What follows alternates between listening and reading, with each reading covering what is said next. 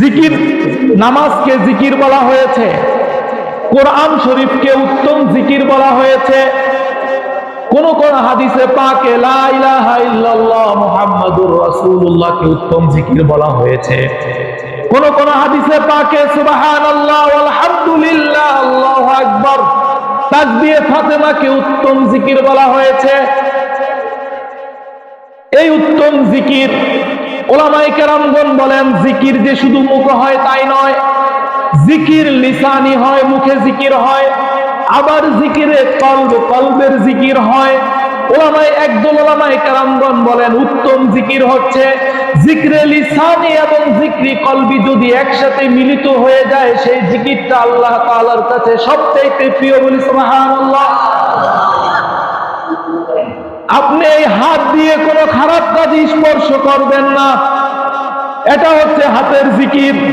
মুখ দিয়ে আল্লাহ পাকের জিকির করবেন, মুখ দিয়ে কোনো গুনাহের কাজ করবেন না, কারো মনে কোনো কষ্ট দিবেন না, এটা হচ্ছে মুখের জিকির। অন্তরের মধ্যে কোনো খারাপ গুনাহ আনবেন না, অন্তরের মধ্যে সর্ব অবস্থায় আল্লাহর স্মরণ করবেন, এটা হচ্ছে অন্তরের জিকির। দিমাগের মধ্যে মাওলার চিন্তা করবেন, এটা হচ্ছে মস্তিষ্কের জিকির। আপনি এই পাও দিয়ে আল্লাহর ঘরে যাবেন, নামাজের জন্য যাবেন, এটা হচ্ছে পায়ের জিকির। বলি সুবহানাল্লাহ।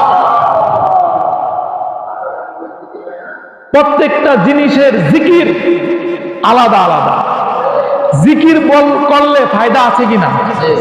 আল্লাহ রাসূল বলেন, কোন বান্দা যখন জিকির করে, কোন বান্দা যখন আল্লাহকে একবার আল্লাহ বলে মহব্বত নিয়ে ডাক দেয়, বলা হয়েছে সেই জিকিরের মজলিসে আসমানের ফেরেশতারা এসে জমা হয়, আসমানের ফেরেশতারা জমা হতে থাকে এবং তারা নিদা করতে থাকে, হুলুম্মা হুলুম্মা ইলা হাজাতিকুম, কোথায় কোন ফেরেশতা আছো, তোমরা আসো, জিকিরের মজলিসে আসো। ফেরেশতারা ঢল নেমে যায়, এভাবে ফেরেশতা হতে হতে তারা আসমান পর্যন্ত চলে যায়। আল্লাহ তাআলা বলে যে তোমরা কোথা থেকে এসেছো? তারা বলে আমরা জিকিরের মজলিস থেকে এসেছি। আল্লাহ তাআলা বলে যেই বান্দারা জিকির করছে তারা কি আমি আল্লাহকে দেখেছে? বলে না, আল্লাহ তোমাকে তো তারা দেখে নাই। বলে তারা আমাকে দেখে না দেখে আমার জিকির করছে, যদি দেখতো তাহলে কি করতো? তারা ফেরেশতারা বলে যদি তারা দেখতো, হে আল্লাহ আপনার জন্য তারা জীবন দিয়ে দিত, তাহলে শুনো আমি তাদেরকে জিকিরের কারণে ক্ষমা করে দিলাম। বলি সুবহানাল্লাহ। আল্লাহ বলেন তারা কি চায়? ফেরেশতারা বলে তারা জান্নাত চায়। আল্লাহ বলেন তারা কি জান্নাত দেখেছে? ফেরেশতারা বলে না, তারা জান্নাত দেখে নাই। আল্লাহ বলেন যদি তারা জান্নাত দেখতো তাহলে কি করতো? বলতো জান্নাত দেখলে তারা সব সময় জিকির করতো, তোমার জিকিরে ব্যস্ত থাকতো। আল্লাহ বলেন তাহলে তোমরা সাক্ষী থাকো, ওই মজলিসের মধ্যে যারা আছে সকলকে আমি জান্নাত দিয়ে দিলাম। এভাবে অনেক বড় হাদিস, এটা বুখারী শরীফ, তিরমিজি শরীফে হাদিস আছে। কিন্তু এখন কথা হচ্ছে হাদিসের শেষে গিয়ে বলা হয়েছে ফেরেশতারা আল্লাহর কাছে বলবে, আল্লাহ ওই জিকিরের মজলিসে এমন কিছু লোক আছে যারা তোমার জিকির করার জন্য আসে নাই, তারা আসছে ওই মজলিসে ওই ব্যক্তির সাথে সাক্ষাৎ করার জন্য, তারা জিকিরের উদ্দেশ্যে আসে নাই, তুমি কি তাদেরকে ক্ষমা করে দিবে? তারা তো জিকিরের জন্য আসে নাই। আল্লাহ বলেন যে হ্যাঁ, যারা জিকিরের মজলিসে আছে যদিও জিকির না করে তাদেরকেও আমি ক্ষমা করে দেবো। বলেছেন এই হাদিস শরীফটি যখন বর্ণনা করা হচ্ছিল, এক আল্লাহর ওলি খাজা আমিন শাহ রহমতুল্লাহ আলাই, তার কাছে একজন প্রশ্ন করলো যে হুজুর, যে জিকির করে তার উপরে আল্লাহর রহমত বর্ষণ হয় এটা বুঝে আসে, কিন্তু যে জিকির করে না সে আল্লাহর রহমত কিভাবে পায় এটা তো বুঝে আসে না। এখন তাকে বুঝানোর জন্য সে তার খাদিমকে, বাদশাহ আমিন শাহ আমিন রহমতুল্লাহ আলাই, তার খাদিমকে পাশের থেকে হুকুম করলো যে তুমি আমাকে বাতাস করো, পাখা দিয়ে। কি করো? বাতাস করো। খাদিম ডান দিক থেকে তাকে বাতাস করছে, বাম দিকে সে খাড়ানো আছে। যখন বাতাস করছে তখন সেই আকলকে ঘোড়া দৌড়ানেওয়ালা ফিলোসফি তাকে বলছে তোমার গায়ে কি বাতাস লাগছে? সে বলছে হ্যাঁ আমার গায়ে বাতাস লাগতেছে। বলল সে তো আমার খাদিম, তাকে তো বলেছি আমার গায়ে বাতাস করার জন্য, তাহলে আমার বাতাস তোমার গায়ে কেন লাগে? তা আমি যে আপনার সাথে আছি, তাহলে আমার খাদিম সে আমাকে বাতাস করার কারণে যদি তোমার গায়ে বাতাস লাগে, আমার আল্লাহর রহমত যার উপর পতিত হয় জিকিরকারীর উপর, সে যদি তার পাশে থাকে, সে যদি জিকির নাও করে, তার উপরে আল্লাহর রহমত বর্ষণ হবে না কেন? বলি সুবহানাল্লাহ। এজন্য জিকিরের মজলিসে থাকলে লাভ না লস? আচ্ছা, এখানে আরেকটা কথা বলি।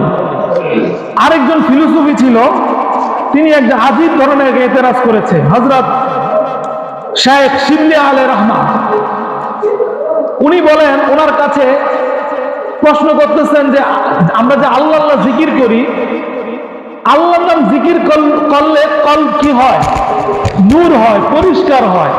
আল্লাহ নামে জিকির করলে, ইল্লাল্লাহ জিকির করলে, এখন আল্লাহ নামে জিকির করলে কলব কিভাবে নূর হয়?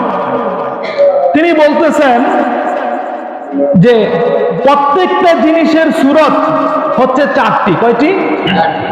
পৃথিবীতে যত জিনিস আছে, যারা ফিলোসফি পড়েছেন, যারা মান্তিক পড়েছেন, তারা জানবেন প্রত্যেকটা জিনিসের চারটা সূরত। একটা হচ্ছে শাকলে খারিজি, শাকলে জাহেনি, শাকলে কিতাবি, শাকলে লাফজি। শাকলে খারিজি হচ্ছে, যেমন উদাহরণস্বরূপ ধরেন, যেমন আগুন। আমি যদি মুখে আগুন বলি, আমাকে কি আগুন জ্বালিয়ে ফেলেছে? আমার মুখে আগুন বলাটা, এটা কি আগুন? এটা হচ্ছে সকলে সূরতে লাফজি। আমি যদি কোনো খাতার মধ্যে লিখে আগুন, এই খাতাটা কি জ্বালিয়ে ফেলবে? জ্বালাবে না তো। তাহলে এটা হচ্ছে সকলে কিতাবি। আমি যদি বলি আমি আগুন চিন্তা করলাম, আমার জেহেনের মধ্যে, ব্রেনের মধ্যে যে আগুন, আমার ব্রেন কি জ্বালিয়ে ফেলবে? তাহলে আমি যখন একটা শব্দ বলি, সেই শব্দ, সেই জিনিসটার একটা সূরত আসে জেহেনের মধ্যে, আরেকটা মুখের মধ্যে, আরেকটা কিতাবের মধ্যে। এই তিনটা কিন্তু হাকিকত না, সত্তা না। সত্তা হচ্ছে বাহিরে যে আগুনটা পাওয়া যায়, যেটা জ্বলে, সেটা হচ্ছে কি? সত্তাগত আগুন। সেই জিনিসটা কি করে? মানুষকে জ্বালিয়ে দেয়, সেটা জ্বালানোর ক্ষমতা রাখে। এখন আল্লাহ নাম এমন একটা নাম, সেটা মুখে নিলেও বরকত। এটা তো সত্তাগত আল্লাহ না, যেটা মুখে নিচ্ছি। যেটা আমি জেহেনে আসছে আল্লাহ, সেটা তো সত্তাগত আল্লাহ না। যেটা আমি কিতাবের মধ্যে লিখছি, আল্লাহ নাম লেখলেও বরকত, এটা তো সত্তাগত আল্লাহ না। কিন্তু আমি বলছি, আপনি বলছেন যে আল্লাহ নাম লেখলেও বরকত, আল্লাহ নাম মুখে নিলেও বরকত, আল্লাহর নাম জেহেনে আসলেও বরকত, আল্লাহর নাম অন্তরে ধারণ করলেও বরকত। বলি সুবহানাল্লাহ। এখন বরকত কিভাবে হয়? বরকত তো আল্লাহ নামের মধ্যে হওয়ার কথা না। বরকত তো হওয়ার কথা, যিনি আল্লাহ আছেন সত্তাগত, তিনি ছাড়া বরকত থাকবেন, তার নামের মধ্যে বরকত থাকবে কিভাবে? প্রশ্ন কি বুঝতে পারছেন? প্রশ্নটা একটু হার্ড হয়ে গেছে। হ্যাঁ, ওনারা যুক্তি, মান্তিক যারা ফিলোসফি পড়ে, তারা যুক্তিকে প্রাধান্য দেয়। এরা যুক্তি নিয়ে যেটা বুঝে আসে সেটাকে মানে, যেটাকে যুক্তি দিয়ে বুঝে আসে না, সেটাকে তারা কি করতে চায় না? মানতে চায় না। দেখেন, আল্লাহু আকবার। আল্লাহর ওলিদের কাছে গেলে বলা হয়েছে, আলিমের কাছে গেলে মুখ সামলিয়ে যাও। আলিমরা তোমার মুখের উপরে ফতুয়া দিয়ে দিবে, তোমার কথার ভুল ধরে ফেলবে। কিন্তু আউলিয়া কেরামদের কাছে গেলে, আউলিয়া কেরামের কাছে গেলে, ওলি আল্লাহর কাছে গেলে তোমার অন্তরকে সামলিয়ে যাও, কারণ আউলিয়া কেরামরা তোমার অন্তরের চিকিৎসা করে। বলি সুবহানাল্লাহ। আউলিয়া কেরামরা অন্তরকে দেখে ফেলেন, তোমার অন্তরের মধ্যে কি চলছে, তোমার গোড়া থেকে তারা চিকিৎসা করেন। শাইখ শিবলি রহমাতুল্লাহ তাআলা আলাইহি, তিনি জবাব দিলেন। তিনি তাকে বললেন, তুমি একটা গাধা। তুমি একটা কি? গাধা। এখন গাধা বলার কারণে সে খুব কি বলে, এটা জ্বালাল চলে আসলো, খুব রাগান্বিত হয়ে গেল। বলল, আপনি আমাকে গাধা কেন বললেন? বললে, এই যে আমি তোমাকে গাধা বললাম, এই গাধাটা যে আমি মুখে বললাম, এটা কি সত্যিকারই সত্যাগত গাধা? তাহলে এটা সত্যিকারী গাধা নয়। এই গাধা বলার কারণে তুমি রাগান্বিত কেন হলে? আমি লফজি বলার কারণে, মুখে শব্দ গাধা বলার কারণে যদি তোমার অন্তরের মধ্যে প্রভাব ফেলতে পারে, আমি আল্লাহর নাম লাফজি মুখে বলাতে বান্দার অন্তরে প্রভাব কেন পড়বে না? বরঞ্চ বান্দা যখন একবার আল্লাহ বলে ডাক দেয়, তার আপাত মস্তক কল্প নূর দ্বারা পরিপূর্ণ হয়ে যায়। বলি সুবহানাল্লাহ বিহামদিহি। মুআজ্জিজ হাজরিন, কালমা শরীফের জিকিরের অনেক হাকিকত আছে, একটু খেয়াল করেন, দেখেন। জিকিরের মধ্যে উত্তম জিকির ওলামায়ে কেরামগণ বলেন লা ইলাহা ইল্লাল্লাহ। হযরত মুসা আলাইহিস সালাতু ওয়াস সালাম আল্লাহর কাছে বলেন, আল্লাহ আমাকে তুমি এমন একটি ওজিফা শিক্ষা দাও, এমন একটি কালিমা শিক্ষা দাও যে কালিমাটা শুধু আমার জন্য, অনেক দামি কালিমা। আল্লাহ তাআলা বললেন, হে মুসা তুমি বলো লা ইলাহা ইল্লাল্লাহ। তুমি কি বলো? লা ইলাহা ইল্লাল্লাহ। মুসা বলছেন, আল্লাহ এই কালিমা তো সবাই পড়ে, এটা তো সবাই জানে, আমি আমার জন্য একটি দামি কালিমা চাচ্ছি, আমি আমার জন্য একটি দামি কালিমা চাচ্ছি। আল্লাহ তাআলা বলেন, হে মুসা পুরো পৃথিবীকে যদি এক পাল্লায় রাখা হয় আর আরেক পাল্লায় যদি লা ইলাহা ইল্লাল্লাহকে যদি রাখা হয়, লা ইলাহা ইল্লাল্লাহর পাল্লাটাই ভারী হয়ে যাবে। ওলামায়ে কেরামগণ বলেন যে কালিমা শরীফ হচ্ছে মূল আসল। কালিমা ভারী কেন? যে কোন জিনিসের চামড়া প্যাকেট সেটা ভারী হয় না, তার ভিতরে যে মূল আসল থাকে সেটা ভারী হয়। মূল যেটা থাকে, কালিমা শরীফ ওয়াহদানিয়াত আল্লাহ তাআলা, এটা হচ্ছে মূল। আর এই পৃথিবী হচ্ছে তার জিসিম। এই কালিমা শরীফ সমস্ত আমল থেকে সবচেয়ে ভারী। বলি সুবহানাল্লাহ। আপনি যদি একটু খেয়াল করেন, এই কালিমা শরীফের মধ্যে লা ইলাহা ইল্লাল্লাহর মধ্যে 12টি অক্ষর। কয়টি? লা ইলাহা ইল্লাল্লাহর মধ্যে 12 হরফ। মুহাম্মাদুর রাসূলুল্লাহ সাল্লাল্লাহু আলাইহি ওয়াসাল্লামের মধ্যেও 12টি অক্ষর। ওলামায়ে কেরামগণ বলেন লা ইলাহা ইল্লাল্লাহর মধ্যে 12টি অক্ষর। আর আল্লাহ তাআলা যে আমাদেরকে মাস দিয়েছেন কয়টি? 12টি মাস দিয়েছেন।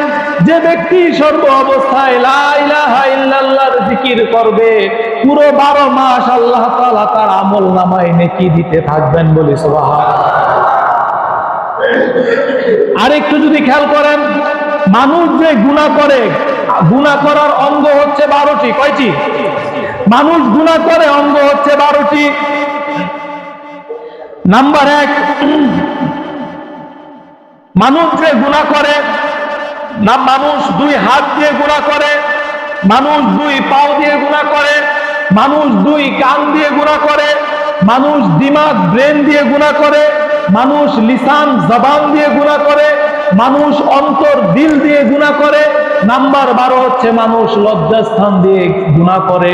যে ব্যক্তি কালিমা লা ইলাহা ইল্লাল্লাহ পাঠ করবে, 12 হরফের বরকতে আল্লাহ তাআলা তার 12টা অঙ্গের গুনাহকে ক্ষমা করে দিবেন। সুবহানাল্লাহ বিহামদিহি। 12টা অঙ্গের গুনাহকে আল্লাহ তাআলা ক্ষমা করে দিবেন। উলামায়ে কেরামগণ কালিমার অনেক হিকমত বর্ণনা করেছেন, মুক্তা বর্ণনা করেছেন।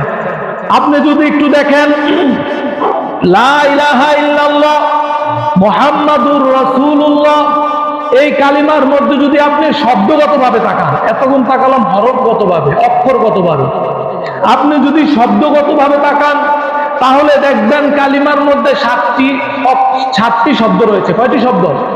7টি শব্দ রয়েছে। জাহান্নামের দরজা হচ্ছে 7টি। কয়টি? 7টি। যে ব্যক্তি লা ইলাহা ইল্লাল্লাহ মুহাম্মাদুর রাসূলুল্লাহ আমল করবে, সর্ব অবস্থায় পড়বে, আল্লাহ তাআলা তার জন্য জাহান্নামের 7টি দরজাকে বন্ধ করে দিবে। এজন্য জিকির করলে লাভ না লস? লাভ আছে না? জিকির করতে হবে আমাদের। আল্লাহ তাআলা কোরআনে 3টি অবস্থানের কথা বর্ণনা করেছেন যে তোমরা সর্ব অবস্থায় আল্লাহর জিকির করো। যদি দাঁড়ানো থাকো দাঁড়ানো অবস্থায়, বসা থাকো বসা অবস্থায়, শোয়া থাকলে শোয়া অবস্থায়, সর্ব অবস্থায় আল্লাহর জিকির করো। অন্যান্য যত ইবাদত আছে, আল্লাহর হুকুম হাকাম আছে, এগুলোর জন্য সময়ের প্রয়োজন আছে, এগুলোর জন্য নির্দিষ্ট সময়ের প্রয়োজন, নির্দিষ্ট জায়গার প্রয়োজন। কিন্তু একমাত্র জিকির, যে জিকিরের জন্য নির্দিষ্ট কোনো সময়ের প্রয়োজন নাই, নির্দিষ্ট কোনো অবস্থানের প্রয়োজন নাই, নির্দিষ্ট কোনো জায়গারও প্রয়োজন নাই। বলি সুবহানাল্লাহ। জিকির বান্দা যেভাবে চায় সর্ব অবস্থায় কি করা যায়? জিকির করা যায়। আল্লাহ তাআলা বলেন ফাযকুরুনি আযকুরকুম ওয়াশকুরুলি ওয়ালা তাকফুরুন। আল্লাহ তাআলা বলেন ফাযকুরুনি, হে বান্দা তোমরা আমার জিকির করো, আমার স্মরণ করো। তোমরা যদি আমি আল্লাহর জিকির করো, স্মরণ করো, আযকুরুকুম, আমি আল্লাহ তোমাদেরকে স্মরণ করব। বলি সুবহানাল্লাহ। এখন আমাদের জিকির আর আল্লাহর জিকির কি এক? আল্লাহর জিকিরটা কিরকম? আল্লাহ কি আমাদের মতো জিকির করে? নয়। ইমাম বদরুদ্দিন আইনি শারহে বুখারী এবং ইমাম বুখারী তিনিও বলেন তাফসীরে জালালাইন এবং তাফসীরে সিরাতুল জিনানের মধ্যে আল্লাহর জিকিরের অনেক ধরন বর্ণনা করা হয়েছে। তার মধ্যে সর্ববৃহৎ যে মঠটাকে সর্বাধিক প্রাধান্য দেওয়া হয়েছে সেই মঠটা হচ্ছে আল্লাহর জিকির হচ্ছে বীর রাহমা ওয়াল মাগফিরা। আল্লাহ তাআলা তোমাকে রহমত দান করবেন এবং তোমার গুনাহগুলোকে আল্লাহ তাআলা ক্ষমা করে দিবেন। বলি সুবহানাল্লাহ। অর্থাৎ বান্দা যখন জিকির করে, এই জিকিরের বদৌলতে আল্লাহ তাআলা তার উপরে রহমত বর্ষণ করেন এবং তার জীবনের সকল গুনাহগুলোকে আল্লাহ তাআলা কি করেন? ক্ষমা করে দেন।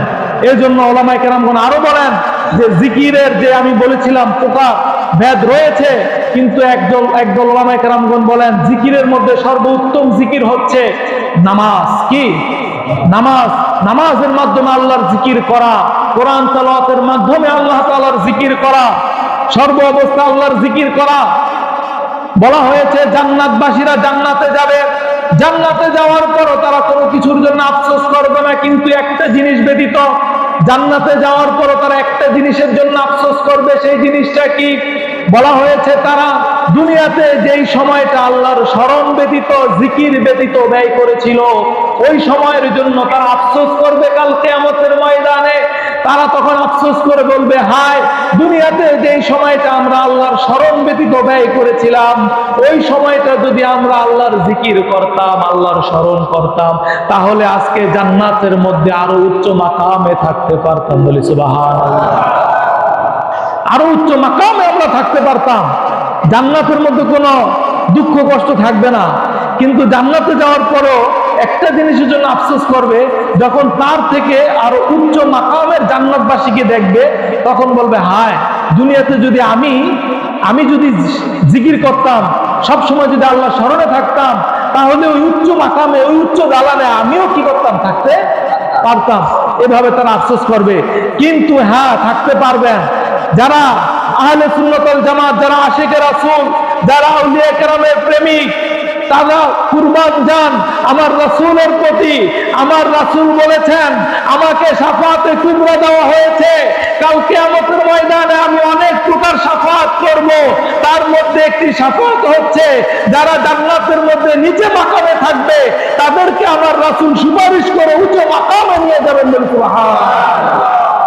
রাসূলকে আল্লাহ তাআলা সেই ক্ষমতা দিয়েছেন, শাফাআতে কুবরা আমার রাসূলকে দিয়েছেন।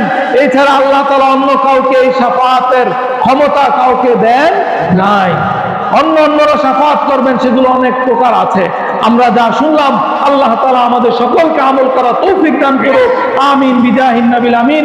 যারা সুন্নাত পড়েন নাই, 4 রাকাত ক্বাবলা জুমা সুন্নাত পড়ুন।